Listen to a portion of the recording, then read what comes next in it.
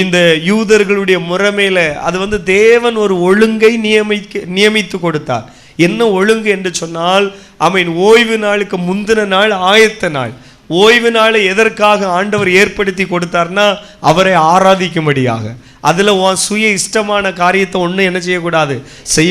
அது கர்த்தரை ஆராதிப்பதற்காக ஆண்டவர் ஏற்படுத்தி கொடுத்த நாள். அப்போ பாருங்க, ஆண்டவர் அன்றைக்கு மோசேயின் மூலம் பிரமாணமாக எழுதி கொடுக்கும் பொழுதே ஓய்வு நாளுக்கு முந்தின நாள் எந்த நாள்? வாயை திறந்து சொல்லுங்க, என்ன நாள்? இன்னைக்கு ஆராதனைக்கு நேத்தைக்கே ஆயத்தப்பட்டவங்க எல்லாம் ஒரு அல்லேலூயா சொல்லுங்களேன். கர்த்தர் உங்களை ஆசீர்வதிப்பார். ஆமென்.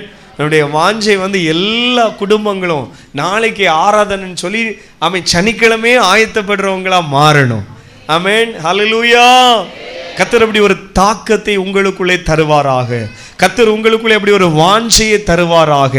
ஆண்டவர் அப்படிப்பட்ட ஒரு உணர்வை உங்களுக்குள்ளே தருவாராக. அப்படிப்பட்டவங்களை தான் இவங்களுக்குள்ள ஒரு எழுப்புதல் என்று சொல்லுகிறோம். அப்படி சபையே அப்படி ஆயத்தப்பட்டு ஜெபித்து காத்திருந்து ஆயத்தப்படும் பொழுது அப்படி சபை ஒரு எழுப்புதலின் சபையாய் மாறும். கையை தட்டி கர்த்தரை ஸ்தோத்திரம் பண்ணுங்களேன். ஒரு உணர்வை தாங்கப்பா, ஆயத்தப்பட ஒரு உணர்வை தாங்கப்பா. எஸ் லார்ட், ஹல்லேலூயா, ஆமென். ஒவ்வொரு ஆராதனைக்கு மட்டுமல்ல ஆயத்தப்படுகிறவர்களாய் நாம் மாற வேண்டியது இயேசு கிறிஸ்துனுடைய வருகை. கிறிஸ்தவத்திலே பாருங்கள், இயேசு கிறிஸ்துனுடைய உயிர்த்தெழுதல் ஒரு சாதாரண விஷயம் கிடையாது. ஆமென். நம்ம சர்ச்சில் அதனால தான் பாருங்க, டிசம்பர் 25 சண்டே வந்தால் கூட அன்னைக்கு சண்டே கிளாஸ் உண்டு. ஆனால் ஈஸ்டர் அன்னைக்கு Sunday Sunday class, youth meeting எதுவுமே இல்லை. முடிஞ்ச போச்சில் உங்கள் பிள்ளைங்களே கூப்பிட்டு போகலாம். ஏன்னா சபை மிக மிக கொண்டாடப்பட வேண்டிய விஷயம் என்னன்னா இயேசு கிறிஸ்துனுடைய உயிர்த்தெழுதல். பவுல் சொல்லுகிறார், கிறிஸ்து உயிர்த்தெழாவிட்டால் எங்களுடைய பிரசங்கங்கள் எல்லாம் வீண். கிறிஸ்து உயிர்த்தெழுதது உலக வரலாற்றிலே ஒரு முக்கியமான காரியம். ஆவிக்குரிய கோலங்களிலே ஒரு முக்கியமான காரியம். அதுக்கு முன்னால் வர மனுஷனுக்கெல்லாம் பயங்கரமான மரண பயம், எல்லாருக்குமே மரண பயம். ஆனால் இன்னைக்கு பாருங்க, நிறையவருடைய கிறிஸ்தவர்கள் அறிக்கை பண்ணுகிற ஒரு வசனம் என்ன தெரியுமா? கிறிஸ்து எனக்கு ஜீவன், சாவு எனக்கு. ஏன் தெரியுமா? இயேசு கிறிஸ்துவானவர் மரணத்தை ஜெயித்தார். நம்ம ஒரு எக்ஸாம்ல பாஸ் பண்றதே ரொம்ப கஷ்டமா இருக்குது. கிறிஸ்து எதை ஜெயித்தார் சொல்லுங்க? மரணத்தை ஜெயித்தார், வேதாளத்தை ஜெயித்தார். நம்ம ஒரு ஆரம்பத்தில் ஒரு நல்ல அழகான பாட்டை பாடினோம். நோயை ஜெயித்தார், பிசாசை ஜெயித்தார். அல்லேலூயா. பேயை ஜெயித்தார். இயேசு என்ன சொல்லுங்க? நோய், பேய், பிசாசு எல்லாம் இயேசு என்ன செய்தார்? அவர் ஜெயிக்காத ஒண்ணுமே கிடையாது. எத்தனை கோடினாலும். Hallelujah. List by one by. நம்ம ஊர்ல வித்தியாசமான வெரைட்டி, வட இந்தியாவை போனா அங்க வித்தியாசமான வெரைட்டி. எல்லாத்தையும் இயேசு ஜெயித்தார். சொல்லுங்க, எல்லாத்தையும். வாயை திறந்து சொல்லுங்க, எல்லாத்தையும் இயேசு ஜெயித்தார். பிரைஸ் தி லார்ட், அல்லேலூயா. அப்போ இயேசு மரணத்தை ஜெயித்தார். ஆனாலே நமக்கும் ஜெயம் உண்டு. ஆமென். சில வசனத்தை வாசிங்களேன். 1 கொரிந்தியர் 15வது அதிகாரத்தை நீங்கள் வீட்டில் சென்று பொறுமையாக வாசிப்பீங்கன்னா அவர் அதை தான் ஃபுல்லாக சொல்கிறார். ஃபர்ஸ்டே வாசித்தோம்ல, 3 அந்த 4வது வசனம் வாசித்தோம் அப்படிதான். 1 கொரிந்தியர் 15:4 அப்போ அவர் அடக்கம் பண்ணப்பட்டு வேத வாக்கியங்களின்படி. அப்போ மீண்டும் சொல்லுங்க, 3வது நாளில் இயேசு உயிர்த்தெழுந்தார். சத்தமா சொல்லுங்க, இயேசு உயிர்த்தெழுந்தார். அதுக்கு அப்போஸ்தலர்கள் எல்லாம் சாட்சி. பேதுரு எழும்பி சொல்றாரு. ஆமென். பாருங்கள், இந்த பயம்லாம் எப்போ மாறினது தெரியுமா? உன்னதத்திலிருந்து ஒரு வல்லமை வந்தது. ஆவியானவர் பொழியப்பட்ட பொழுது பரிசுத்த ஆவியானுடைய பலத்தினாலே பேதுரு சொல்லுகிறார், நீங்கள் சிலுவையிலே அறைந்து கொலை செய்த இயேசுவை பிதாவானவர் என்ன செய்தார்? எழுப்பினார். அதற்கு நாங்கள் நீங்களும் நானும் இயேசு உயிர்த்தெழுந்தார் என்பதற்கு ஒரு விட்னஸா இருக்கிறோம். ஆமென். இயேசு கிறிஸ்து உயிர்த்தெழுந்தார் என்கிற செய்தி காட்டு தீயை போல பரவினது. ஏன்னா அந்த சகோதரிக்கு முதலாவதாக இயேசு சொல்லி சொல்றான், நீ வேகமா இப்ப என்ன செய், சீஷர்களுக்கு இதை சொல்லு, நானும் அங்க என்ன செய்வேன், வருவேன். எப்படி பாருங்கள், இயேசு உயிர்த்தெழுந்தார், இயேசு உயிர்த்தெழுந்தார். இந்த செய்தி வேகமாய் பரவ ஆரம்பித்தது. சொல்லுங்க, வாயை திறந்து, இயேசுனுடைய பிறப்பும் நற்செய்தி. சொல்லுங்க, இயேசு கிறிஸ்துனுடைய பிறப்பும் நற்செய்தி, இயேசு கிறிஸ்துனுடைய உயிர்த்தெழுதலும் சுவிசேஷத்தினுடைய ஒரு முக்கியமான பகுதியாக இருக்கிறது. தூதர்கள் இயேசு கிறிஸ்துனுடைய பிறப்பை சொன்னார்கள், மேய்ப்பர்களுக்கு சொன்னார்கள். பாருங்கள், சாஸ்திரிகளை வழிகாட்டினாங்க. ஆமீன். அதே போல இயேசு கிறிஸ்துனுடைய உயிர்த்தெழுதலையும் ஆமீன் பாருங்க, தூதர்கள் தான் சொல்றாங்க, நீங்க என்ன தேடுறீங்க? இயேசுவானவர் இங்கே இல்லை, தாம் சொன்னபடியே என்ன செய்தார்? உயிர்த்தெழுந்தார். சத்தமா சொல்லுங்க, தாம் சொன்னபடியே. இப்போ அந்த சகோதரிகள் இப்போ அங்க பிறப்ப முதல்ல சொல்லும்படியாக அங்க மெய்ப்பர்களை ஆண்டவர் பயன்படுத்தினார். அந்த சாஸ்திரிகள் தேடி வந்தாங்க, ஒரு செய்தி பரப்பினர். இங்க இந்த சகோதரிகள் சத்தமா ஓடும் பொழுதே முதல்ல விடியற் காலத்துல வந்தாங்க. கல்லறையிலேருந்து ரிட்டர்ன் போகும்பொழுது கொஞ்சம் சூரியன்லாம் அப்படி என்னன்னு அது இயேசுவானவர் என்ன செய்யிட்டார்? உயிர் தெழுந்துட்டார். அல்லேலூயா. பூட்டி இருந்த அறையை தட்டி சொல்றாங்க, இயேசு என்ன செய்தார்?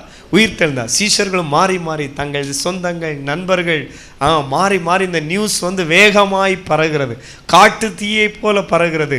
அதான் எம்மாவூருக்கு போகிற வழியில் சீஷர்களும் சிலர் எங்கள் ஆளில் சொல்லாங்க, இயேசுவை கண்டோன்னு சிலர் என்ன செய்கிறாங்க? சொல்லுகிறாங்க. எல்லாருக்கும் இயேசு கிறிஸ்துனுடைய உயிர்த்தெழுதல் வேகமாய் பரவினது. இன்றைக்கு சபை நீங்களும் நானும் இந்த உயிர்த்தெழுதல் ஆராதனை வந்திருக்கிற நம்ம ஒரு தீர்மானம் எடுக்கணும். ஆண்டவரே, உம்முடைய ஆமீன் உயிர்த்தெழுதலை நானும் பூலோகம் எங்கும் என்ன செய்வேன்? கொண்டு செல்வேன். இயேசு உயிரோடு இருக்கிறார், ஆமீன், இயேசு சீக்கிரம் வரப்போகிறார் என்கிற செய்தியை நானும் என்ன செய்வேன்? ஷேர் பண்ணுவேன். ஆமீன். எப்பொழுதுமே ஒரு விசுவாச பிள்ளைகள் ஆமீன் சபைக்குள்ளேயும் சரி வெளியிலையும் சரி எந்த ஒரு துர்ச்செய்தியும் நம்ம பரப்புகிறவர்களாக இருக்கவே கூடாது. அதுக்கு எச்சரிக்கையாகத்தான் ஆமீன் ஒரு யோசுவா காலேப் கானான்லே வந்தாங்க, சில ஆசீர்வாதங்களை பெற்றாங்க. ஏன் அப்படின்னா அந்த துர்ச்செய்தியை பரப்புகிற ஒரு பழக்கம் அவங்களுக்குள்ள இல்லை. சொல்லுங்க, துர்ச்செய்தியை பரப்புகிற ஒரு பழக்கம் அவங்களுக்குள்ள இல்லை. எல்லாரும் துர்ச்செய்தியை பரப்பும் பொழுது வஸ்திரங்களை கிழித்து கொண்டு அவங்க விழுகிறாங்க. இப்படி செய்யாதிருங்கள் என்று சொல்லி நம்ம எப்பொழுதுமே நற்செய்தியை பரப்புகிறவங்களா இருக்கணும். இயேசு நமக்காக மரித்தார், இயேசு நமக்காக உயிர்த்தார், இயேசு நமக்காக சீக்கிரம் என்ன செய்ய போகிறார்? வரப்போகிறார். அப்போ அடுத்த வசனத்தில் நம்ம இப்படியாக வாசிக்கிறோம். ஆமீன். அப்போ ஆண்டவராகிய இயேசு கிறிஸ்து ஆமீன் அந்த கொரிந்தியர்ல நாம் இப்படியாக வாசிக்கிறோம். அவர் ஒவ்வொரு ஆளுக்கு அந்த ஆர்டர் படி அவர் உயிர் தெழுந்தார் என்கிற செய்தியை ஆமீன் பேதுருக்கு, பின்பு 12 பேருக்கும் தரிசனமானார். அதன் பின்பு அவர் 500 பேருக்கு அதிகமான சகோதரர்களுக்கு ஒரே வேளையிலே தரிசனமானார். எப்போ? பரமேறி செல்லும் பொழுது. சொல்லுங்க, எப்போ? பரமேறி செல்லும் பொழுது ஒரு 500 பேருக்கு முன்னால அவங்க பாருங்க. அப்போ அந்த உயிர் தெழுந்த செய்தி கொஞ்சம்லாம் சைலண்டாக இருந்தவங்கெல்லாம் இப்போ ரொம்ப இன்னும் பரிசுத்தாவியானவரை பெறலை. பரிசுத்தாவியன் ஊற்றப்பட்ட அன்னைக்கு ஒரே நாள் 3000 பேர் ரட்சிக்கப்பட்டு சபையில் என்ன செய்தாங்க? சேர்த்து கொள்ளப்பட்டாங்க. ஆனால் இயேசு பரமேறி செல்லும் பொழுது ஆமீன் பாருங்கள் 500 பேர் அவர்கிட்ட மேலே ஆமீன் ரொம்ப வைராக்கியமாய் அவருக்காய் மாறிவிட்டாங்க. கையை தட்டி ஒருக்கா கர்த்தரை ஸ்தோத்திரம் பண்ணுங்களேன். ஸ்தோத்திரம், ஸ்தோத்திரம், ஸ்தோத்திரம். அப்போ இந்த 500 பேரும் பார்த்து கொண்டிருக்கிற வேளையில தான் அவரால் அடுத்தது சொல்கிறார் பாருங்கள். அதில் அவர்களில் அநேகர் இந்நாள் வரைக்கும் இருக்கிறார்கள், சிலர் மாத்திரம் என்ன செய்திருக்கிறார்கள்? நித்திரை அடைந்திருக்கிறார்கள்.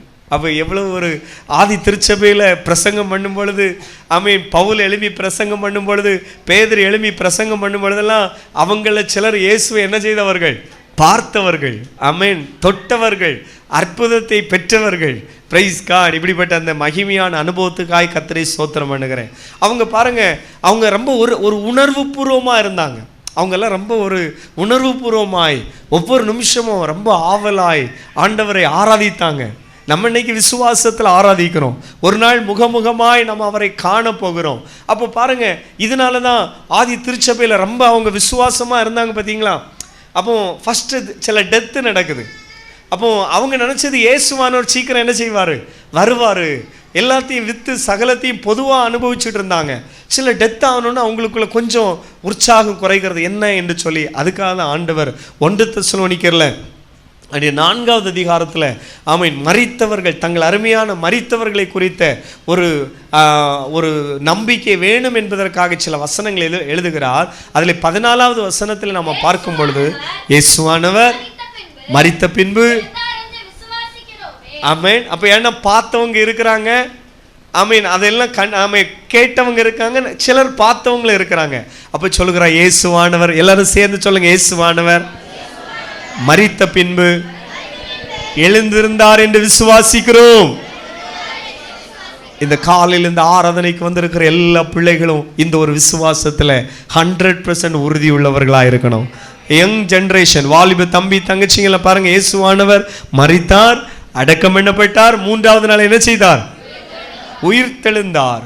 அப்போ ஆதி திருச்சபை இந்த உபதேசத்தில் அவங்க ரொம்ப ஸ்ட்ராங்காக இருந்தாங்க. அதனால தான் சொல்றாரு, அவன் இயேசுவானவர் மரித்து பின்பு எழுந்திருந்தார் என்று விசுவாசிக்கிறோமே, அப்படியே இயேசுக்குள் நித்திரை அடைந்தவர்களையும் தேவன் அவரோடு கூட என்ன செய்வார்?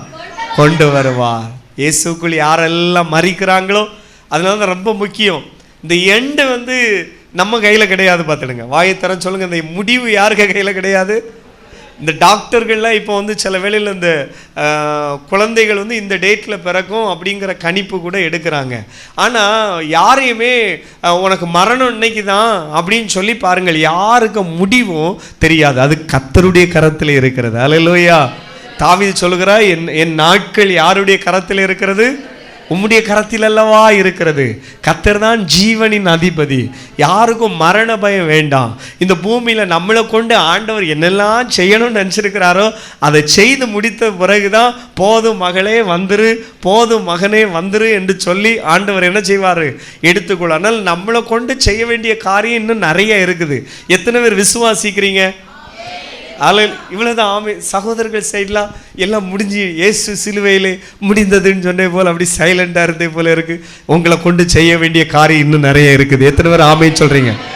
கையை அசைச்சு சொல்லுங்களேன். உங்கள் பிள்ளைகளுக்காக நீங்க செய்ய வேண்டிய காரியம் நிறைய இருக்கிறது. உங்க பேர பிள்ளைகளுக்காக நீங்க செய்ய வேண்டிய காரியம் நிறைய இருக்கிறது. சபையில இன்னும் நீங்க செய்ய வேண்டிய காரியம் நிறைய இருக்கிறது.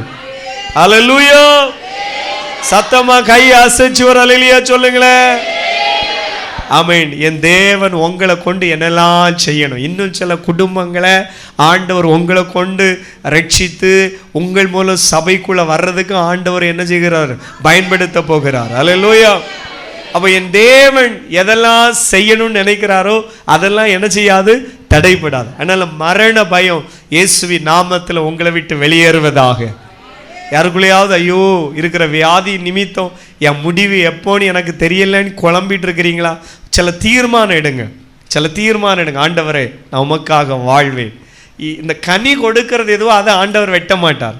கனி கொடுக்கறது எதுவோ அதை அதிக கனி கொடுக்க அதை சுத்தம் பண்ணி அதுக்கு நீர் பாய்ச்சி அதுக்கு உரம் போடுறது போல உங்கள் கனி கொடுக்குறவங்களா நீங்கள் மாறும் பொழுதே உங்களுக்கு சரீரத்தில் எந்த பகுதியில் பலகீனம் இருக்கிறதோ அந்த பகுதியை கர்த்தர் ஆரோக்கியமாக்குவா. எத்தனை பேர் ஆமேன்னு சொல்றீங்க? அல்லேலூயா. மீண்டும் சொல்லுங்களேன். கனி கொடுக்கிறது எதுவோ அது அதிக கனி கொடுக்கும்படியாய் கர்த்தர் அதை ஆரோக்கியமாக்குவார்.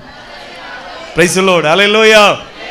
அதனால ஆமென். முதல்ல உமக்காக நான் எரிந்து கொண்டே இருப்பேன், உமக்காக நான் பிரகாசிப்பேன். என் வீட்டில் தினமும் குடும்ப ஜெபம் நடக்கும். நான் என் பைபிள் தினமும் என்ன செய்யப்படணும்? வாசிப்பேன். அதுக்கு நம்ம சொல்ற ஒரு வார்த்தை என்ன சொல்லுங்க? தினமும் என்னுடைய வேதாகமும் என்ன செய்யப்பட வேண்டும்? புரட்டப்பட வேண்டும். தினமும் என் கை ஒருக்கா கர்த்தருக்கு நேராய் உயர்த்தப்படணும். என் உதடு தினமும் கர்த்தரை துதிக்கும். ஆமென். சத்தமா கையை அசைச்சு சொல்லுங்களேன். என் உதடு தினமும் கர்த்தரை துதிக்கும். அல்லேலூயா. அல்லேலூயா. நமக்காக ஜீவன் தந்த இயேசுக்காக நம்ம ஏதாவது சம்திங் டு நம்முடைய வாழ்நாள் எல்லாம் செய்துட்டே இருக்கணும். ஐயா, ஜீவன் தந்தவருக்காய். ஒரு பழைய பாடல் எப்படி பாருங்க, இந்த அன்பு கீடாக நான் எண்ணத்தை செலுத்துவேன். அப்படித்தானே வரும். இந்த அன்பு கீடாக. அடுத்தது விந்தை கிறிஸ்தேசு. அதில் தானே அமைப்பு. லாஸ்ட் பாருங்க, என்னை முற்றும் என்ன செய்கிறேன்? தருகிறேன், ஒப்புவிக்கிறேன் அப்படின்னு சொல்லி முடியும். அப்போ நான் சொல்ற விஷயம், அவன் நமக்காக தன்னுடைய கடைசி ரத்தத்தையும் சிலுவையிலே சிந்தி தந்த இயேசுவுக்காக நான் உமக்காக வாழ்வேன். வாலிப பிள்ளைங்க சொல்லுங்க, நான் உமக்காக. ஏதோ பைத்தியத்துக்காக வாழக்கூடாது. சொல்ற விஷயம் யங்கஸ் வாலிப பிள்ளைங்களுக்காக மட்டும். வாலிப பிள்ளைங்கள்லாம் சிலவங்க வாழ்க்கையை யாருக்கு கொடுக்கலான்னு துடியா இருக்காங்க. இல்லை உன் லைஃப், உன் ஹார்ட், அல்லவிட்ட உன் சரீரம் இயேசுவுக்கு தான் சொந்தம். ஜீவனுள்ள தேவன் தங்குகிற ஆலயம் நீ. தங்கச்சிங்கெல்லாம் கவனிக்கிறீங்களா? இயேசுவை சுமந்துள்ள ஒரு கழுதை. அதே போல ஆயுள் காலமெல்லாம் உம்மை சுமப்பேனப்பா. என் வாழ்க்கை எனக்காய் ஜீவன் தந்த இயேசுக்கு தான் என் லைஃப். இந்த யுத்தத்தில் நீ மரித்தா வர ஆமென், பரலோகத்தில் உனக்கு நிறைவான பலன் உண்டு. ஆமென். அப்போஸ்தலர்கள்லாம் அப்படிதான் மாறினாங்க.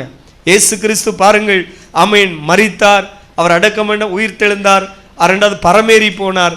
இந்த அப்போஸ்தலர்கள்லாம் இயேசுவுக்காக அவங்க ஆமீன் பாருங்கள் மரித்தார்கள். அல்லேலூயா. இந்த இயேசுவை பிரசங்கம் பண்ணினதுனால அவர்கள் வந்து பாருங்க, சிலர் இயேசுவை போல சிலுவையில் அறைந்து கொலை செய்யப்பட்டார்கள், சிலருடைய தலைகள் துண்டிக்கப்பட்டது. இந்த இயேசுவை பிரசங்கம் பண்ணினதுனால சிலர் சிறையிலே அடைக்கப்பட்டார்கள்.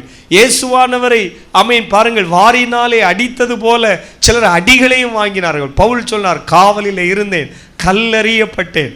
ஒரு முறை பாருங்கள், அவர் இறந்து விட்டாரு அப்படின்னு சொல்லி கல்லறிந்து இறந்துட்டானி போனாங்க. ஆனால் சகோதரர்கள் கைகோர்த்து ஜெபித்த பொழுது அவர் எழும்பி நின்றார். கிறிஸ்துவுக்காக கஷ்டம் செய்கிறவர்களுக்காய் சபை அதிகமாய் ஜெபிக்கணும். நீங்களும் நானும் ஆமீன் எனக்காக மட்டுமல்ல, அல்லவிட்டால் பாருங்க நம்ம குடும்பத்துக்காக மட்டுமல்ல, கிறிஸ்துவுக்காக கஷ்டம் செய்கிறவர்களுக்காய் தினமும் நம்ம ஜெபிக்கணும். அல்லேலூயா. கரங்களை அசைத்து அல்லேலூயா சொல்லுங்களேன். அப்போ கனி கொடுக்கிறது ஏதாவது செய்யணும். நீங்க ஆத்துமாக்களுக்காய் ஜெபம் பண்ணுங்க, தேசத்துக்காய் இந்தியாவுக்காக ஜெபிங்க. தினமும் ஆமீன் ஆண்டவருக்காக ஏதாவது செய்வீங்கன்னா ஆண்டவர் இன்னும் உங்களுக்கு இவ்வளவு கொஞ்ச நாள் கூட நான் வச்சா இந்த தெருவில் ஒரு துதி சத்தம் கேட்டுட்டு இருக்கோம், ஒரு ஜப சத்தை கேட்கும், உங்களை ஒரு தீபமாய் பார்ப்பார். சில பஞ்சாயத்து சில இடங்களில் ஸ்ட்ரீட் லைட் இருக்காது பாருங்க, அது மனுஷன் பார்வையிலே. சில இடங்களில் ஜெபிக்கிற சகோதரிகள் இல்லாவிட்டால், ஜெபிக்கிற சகோதரர்கள் இல்லாவிட்டால், குடும்ப ஜெபம் பண்ணுகிற ஆமீன் குடும்பங்கள், விசுவாச குடும்பங்கள் இல்லாவிட்டால் அந்த தெருவெல்லாம் எப்படி தான் இருக்கும்? இருட்டில் தான் இருக்கும். அங்கே 3 ஸ்ட்ரீட் லைட் இருக்கலாம், அதல்ல விஷயம். அங்கே இருக்கிற குடும்பங்கள் எங்கெல்லாம் துதி சத்தம் ஜப சத்தம் கேட்குறதும் கர்த்தருடைய பார்வையிலே நீங்கள் அந்த கிராமத்திற்கு வெளிச்சமாக இருக்கிறீர்கள். கர்த்தருடைய பார்வையிலே நீங்கள் அந்த கிராமத்திற்கு உப்பாக இருக்கிறீர்கள். ஆமென், ஹல்லேலூயா. கையை அசைச்சு ஒரு அல்லேலூயா சொல்லுங்களேன். அப்போ கன்னி கொடுக்கணும். சபையிலும் அப்படித்தான். சும்மா ஏதோ கடமைக்கு 100 பேர் வர்றாங்கன்னா அதில் 101 ஆளாக வந்து போய் இருக்கக்கூடாது. ஆமென். தேவனுடைய மனுஷனோடு கைகோர்த்து நிற்கிற சிலருடைய அப்போஸ்தலனாகிய பவுல் பேர் எழுதுகிறது போல நீங்களும் அப்படி உண்மையாக இருக்கணும். உண்மையாக இருந்தால் கர்த்தர் உங்களை ஆசீர்வதிப்பார். உண்மையுள்ள மனிதன் பரிபூரண ஆசீர்வாதத்தை பெறுகிறான். கொஞ்சத்திலே உண்மையாக இருக்கிறவனை கர்த்தர் அநேகத்தின் மேல் எப்படி வைக்கிறார்? அதிகாரியாய் வைக்கிறார். அல்லேலூயா. சத்தமா அல்லேலூயா சொல்லுங்களேன். ஆமென். பாருங்கள், அடுத்ததாக நான் வேதத்தில் வாசிக்கிறோம். ஆமென். சபைக்கு அடுத்ததாக நமக்கும் ஒரு உயிர் தெழுதல் இருக்கிறது. அதே 1 கொரிந்தியர் 15வது அதிகாரத்தில் வேகமாய் அவர் சில விஷயங்களை சொல்லுகிறார். 17வது வசனம் 15-17. ஆமென். கிறிஸ்து எழுந்திராவிட்டால் உங்கள் விசுவாசம் வீணா இருக்கும், இன்னும் பாவங்களில் இருந்திருப்பீங்க. 20வது வசனத்தை வாசிக்கிறோம். அப்போ கிறிஸ்துவோ மரித்ததிலிருந்து எழுந்து நித்திரையானது. First number 1. இப்போ வந்து மரித்ததிலிருந்து உயிரோடு எழுந்ததுல கிறிஸ்துவானவர் யாராக இருக்கிறார்? முதற் அந்த பட்டியலில் ஃபர்ஸ்ட் இடத்தை யார் பிடிக்கிறார்? ஜீசஸ். அதுவரை மரித்தவர்கள் எல்லாருமே அவ்வளவுதான். லாசரு இயேசு உயிரோடு எழுப்பினார். கொஞ்ச நாள் கழிச்சு மறுபடியும் என்ன செய்தான்? இறந்தான். எசேக்கியா ராஜாவுக்கு ஆண்டவர் ஒரு தீர்க்காய் கொடுத்தாரு. 15 வருஷம்தான். அதுக்கப்புறம் அவர் இறந்தான். இது தேவனுடைய நியமம், தேவனுடைய சட்டம். மனிதன் ஒரு முறை பிறப்பதும், 2வது அவன் மரிப்பதும், பின்பு அவனுக்கு நியாய தீர்ப்பும். இது வந்து தேவனுடைய லா, தேவனுடைய சட்டம். எல்லா மனுஷனும் இந்த பூமியில் ஒரு நாள் பிறந்தா கண்டிப்பா 2வது அவன் ஒரு நாள் என்ன செய்யணும்? மரிக்கணும். ஆனால் இயேசு வந்து அதை புரட்டி போட்டார். ஆமென், அல்லேலூயா சொல்லுங்க. இயேசு என்ன செய்தார்? பாருங்கள், கிறிஸ்துவ மரித்ததிலிருந்து எழுந்தவர்களுடைய முதற் பலனாக இருக்கிறார். Praise God. அடுத்த வசனம் பாருங்க. அவன் ஆமென் பாருங்க, தன் வரிசையிலே 23ல அப்ப இயேசு ஆமென் எழுந்து. நானே சொல்லி போயிடுறேம்மா. மனுஷன் தன் வரிசையிலே சொல்லுங்க.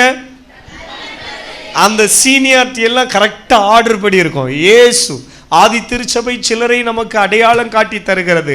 அங்கே ஆமென் ஒரு ஸ்தேவான், அங்கே அடுத்தது ஒரு யாக்கோபு, இன்னும் ஆமென் பாருங்கள் சில அப்போஸ்தலர்கள், அல்லாவிட்டால் விசுவாசிகள். இந்தியாவிலையும் சிலர் வந்து பாருங்கள் இயேசுவுக்காக தன்னுடைய ஜீவனை கொடுத்த நிறைய பேர் இருக்கிறாங்க. வெளிநாட்டிலேருந்து ஆமென் இங்கே வந்தவங்க.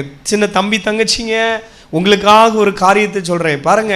இந்த கிரஹாம்ஸ்டைன் அப்படின்னு ஒரு இருந்தார்ல, அவருக்கு உங்களை போல குட்டி 2 தம்பிங்க. ஒரு ஆளுக்கு பேர் பிலிப், இன்னொரு தம்பிக்கு பேர் தீமத்தேயு. 3 பேரும் ஊழியங்களை நிறைவேற்றிட்டு வரும்பொழுது சுவிசேஷ விரோதிகளினால் அவர்கள் தாக்கப்பட்டு அவங்க வந்த ஜீப்புக்கு மேலே கல்களை எறிந்து விறகுகளை போட்டு தீக்கி இரையாக்கினார்கள். அந்த செய்தி வேர்ல்டு முழுதும் ஒரு காட்டு தீயை போல பரவினது. எப்படி தெரியுமா? அந்த இறந்த அவர் 2 கைகளிலும் தன்னுடைய 2 பிள்ளைகளையும் அப்படியே அணைத்து கொண்டு பாருங்கள், அவர் ஜீவனை கொடுத்தார். அந்த தம்பிகளுக்கு பேரை மறக்காதுங்க. என்ன பேருமா? பிலிப், ஒரு தம்பி தீமத்தேயு. உங்களை போல சின்ன தம்பி 7th இந்த மாதிரி அவர் மட்டும்தான் அங்கே ஊழியம் செய்து இருந்தார். வெக்கேஷனலுக்கு அந்த தம்பிங்களை இயேசுவுக்காக மரித்தார்கள். இப்படி 1000 பேர். இன்னைக்கு இயேசுவுக்காக உன்னால் பரிசுத்தமாக வாழ முடியலையே. இயேசுவை ஆராதிப்பதற்கு ஒரு வைராக்கியம் உனக்கு வரமாட்டேங்குது. அவரை துதிக்கிறதுக்கு வாயை திறக்க மாட்டேங்கிறியே.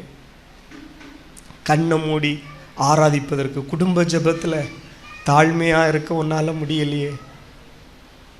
ஆண்டவர் உனக்குள்ளே ஒரு தாக்கத்தை உண்டு பண்ணுவாராக. இந்த உயிர்த்தெழுதலுடைய இந்த காலவெளி நம்ம ஆண்டவர் ஆராதிக்க வந்திருக்கிறோம். நமக்கு இருக்கிற வைராக்கியம் போதா? பிரைஸ்கா. 1000 இல்லை, லட்ச ஜனங்கள் இயேசுவுக்காக தன்னுடைய ஜீவனை கொடுத்தார்கள். அல்லேலூயா. அப்போ மீண்டும் அந்த வசனத்தை பாருங்கம்மா. அவன் தன் வரிசையில் என்ன செய்வான்? சிலரெல்லாம் எப்படி தெரியுமா இயேசுவுக்காக ஜீவனை விட்டது? சுவிசேஷ விரோதிகள் கூடி நிற்பாங்க. இயேசுவை எப்படி சிலுவையில் அறைகிற கூட்டம் கூடி நின்றதோ, இந்த இயேசுவை மறுதலித்திரு, உன்னை விட்டுரும். இந்த இயேசுவை என்ன செய்? மறுதலி. இந்த பைபிளை கீழே வச்சிரு, உன்னை விட்டுறே. ஆனால் பாருங்கள், இல்லை, இயேசு கிறிஸ்து எனக்கு போதும், அவர் தருகிற பரலோகம் போதும் என்று சொல்லி நிறைய பேர் ஆண்டவருக்காக ஜீவனை கொடுத்தார்கள். ஒரு விபத்தில் மரணம் ஏற்படும், அல்லாவிட்டால் பாருங்கள், சிலவெல்லாம் மனப்பூர்வமாய் இயேசுவுக்காக ஜீவனை கொடுத்த லட்ச ஜனங்கள் இருக்கிறார்கள். அதனால பாருங்கள், ஒரு பாடல் இப்படி உண்டு: பாடுபட்டவர்களுக்கு பலனளிக்கும்படியாக இயேசு வரப்போகிறார். சாதாரணமாய் கிறிஸ்துவுக்காக பிரயாசப்பட்டு மரித்தவர்களுக்கு பலன் உண்டு. ஆனால் இந்த மாதிரி பாடுபட்டு மரிக்கிறாங்க பார்த்தீங்களா, பரலோகத்தில் போய் இயேசு தாமே கட்டி பிடிப்பா. வெளிப்படுத்தின விசேஷத்தில் வசனம் இப்படியாக சொல்லுகிறது: ஆட்டுக்குட்டியானவர் தாமே அவர்களுடைய கண்ணீரை என்ன செய்வாராக. பிரைஸ் காட், ஹல்லேலூயா. அந்த தாயாரை குறித்து வெள்ளிக்கிழமை நான் ஒரு வார்த்தை சொன்னேன், பிதாவே இவர்களுக்கு மன்னியுன்னாங்க. இன்னும் சமீபத்தில் ஆந்திராவில் லாஸ்ட் மந்த், போன மாதம்தான், வாலிபர்கள் மத்தியில் ஊழியம் செய்த ஒரு தேவ மனுஷர், ஆமென், ஹல்லேலூயா, பிரவீன் என்கிற ஒரு தேவ மனுஷர் சுவிசேஷ விரோதிகளினால் அவர் கொலை செய்யப்பட்டார். அப்படி அடக்க ஆராதனை லைவில் அவர் கர்த்தருக்குள்ள வழி நடத்தின 1000 வாலிப பிள்ளைங்க தான் சூழ்ந்து நின்றாங்க. அந்த சகோதரி சொன்ன ஒரு வார்த்தை, கிறிஸ்து மன்னித்தார், அதே போல் இவர்களே நான் என்ன செய்கிறேன், மன்னிக்கிறேன். நான் சொல்கிற விஷயம், இந்த இயேசுவுக்காக மரித்தவங்க 1000 பேர். நீ ஏன் உன்னால் வாழ அர்ப்பணிக்க முடியாதா? உன்னால் என் வாழ்க்கை இயேசுவுக்காக, இயேசுவுக்காக என் வாழ்க்கை. எல்லாரும் ஒரு விஷயம் அப்படி வேதாமத்தை மூடி வைத்து கொண்டு வாழ்வது, என் வாழ்க்கை நீ இயேசுவுக்காக. அவன் தன் வரிசையிலே உயிரோடு எழும்ப போகிற ஒரு நாள் நமக்கு இருக்கிறது. எல்லாரும் எழுப்பி நிற்போமா? இந்த உயிர் தெழுந்த கால வேளை எனக்காக ஜீவன் கொடுத்த இயேசுவுக்காக வாழ என்னை அர்ப்பணிக்கிறேன். எல்லாரும் கண்ணை மூடுங்கம்மா, எல்லாரும் கண்ணை மூடுங்க. வாலிப தம்பிங்க, குறிப்பாக தங்கச்சிங்க, எல்லாரும் ஒரு விஷயம், ஆமென், பாருங்கள், கண்ணை மூடுங்கம்மா, எல்லாம் கண்ணை மூடுங்க. இந்த இயேசுவுக்காக அநேகர் மரித்திருக்கிறாங்க. ஆமாம், இந்த இயேசுவுக்காக அநேகர் மரித்திருக்கிறாங்க. அப்போஸ்தலர்கள் மரித்திருக்கிறாங்க. எத்தனை சகோதர சகோதரிகள் வெளியில் வர முடியாதபடிக்கு, அல்லட்ட மீடியாவிலெல்லாம் செய்தி வராமல் எத்தனையோ பேர் இன்றைக்கும் கொடூரமாய் கிறிஸ்துவுக்காக பாடுகளை சகிக்கிறாங்க. ஒரே ஒரு காரியம்தான், இயேசுவானவர் சீக்கிரம் வரப்போகிறார். இயேசு கிறிஸ்து சீக்கிரம் வரப்போகிறார். கண்ணை மூடுங்கம்மா, தம்பிங்கெல்லாம் 2 கைகளை உயர்த்தி, என் வாழ்க்கை இயேசுவுக்காக, இந்த இயேசுவுக்காக நான் வாழ்வேன். எத்தனை பேர் மனப்பூர்வமாக உங்களை அர்ப்பணிக்கிறீங்க? எனக்காக ஜீவனை கொடுத்து எனக்காக கடைசி சொட்டு ரத்தத்தையும் சிந்தி தந்த இந்த இயேசுவுக்காக நான் வாழ்வேன். 2 கைகளை உயர்த்தி சொல்லுமா, சிலுவையே முன்னா உலகமே பின்னா, சிலுவையே முன்னா உலகமே பின்னா, இயேசு சிந்திய இரத்தத்தினாலே என்றும் விடுதலையே. மீண்டும் சொல்லுங்க, இயேசு சிந்திய இரத்தத்தினாலே என்றும் விடுதலையே. ஏமே இயேசுவின் பின்னால் நானும் செல்வேன், திரும்பி பார்க்க மாட்டேன், திரும்பி பார்க்க மாட்டேன். கையை தட்டி, இயேசுவின் பின்னால் நானும் செல்வேன், திரும்பி பார்க்க மாட்டேன். எல்லாரும் திரும்பி பார்க்க மாட்டேன். மீண்டும், இயேசுவின் பின்னால் நானும் செல்வேன், திரும்பி பார்க்க மாட்டேன், திரும்பி பார்க்க மாட்டேன். உலகத்தின் பெருமை செல்வத்தின் பற்று எல்லாம் உதறிவிட்டேன், உலகத்தின் பெருமை செல்வத்தின் பற்று எல்லாம் உதறிவிட்டேன். உடல் பொருளாவி உடைமைகள் யாவும் ஒப்பு கொடுத்து விட்டேன். உண்மையா பாடுங்கம்மா. உடல் பொருளாவி உடைமைகள் யாவும் ஒப்பு கொடுத்து விட்டேன். நானவர் ஆலய எனக்குள்ளே இயேசு, நானவர் ஆலய எனக்குள்ளே இயேசு. என்ன நடந்தாலும் எவ்வேளையிலும் எப்போதும் துதித்திடுவேன். சொல்லுங்க, என்ன நடந்தாலும் எவ்வேளையிலும் எப்போதும் துதித்திடுவேன். கையை தட்டி, இயேசுவின் பின்னால் நானும் செல்வேன், திரும்பி பார்க்க மாட்டேன், திரும்பி பார்க்க மாட்டேன். ஏமே இயேசுவின் பின்னால் நானும் செல்வேன். எல்லாரும் பரிசுத்த ஆவியில நிரம்பி, ஏமே வேதனை துன்பம் எதுவும் பிரிக்காதே.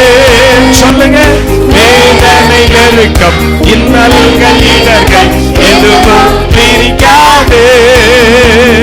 வெற்றி வேந்தனன் இயேசுவின் அன்பால் முற்றிலும் ஜெயம் பெறுவே. Very good. நல்ல கையை தட்டி, இயேசுவின் அன்பால் முற்றிலும் ஜெயம் பெறுவே. நிகழ்கின்ற காலமோ வருகின்ற காலமோ,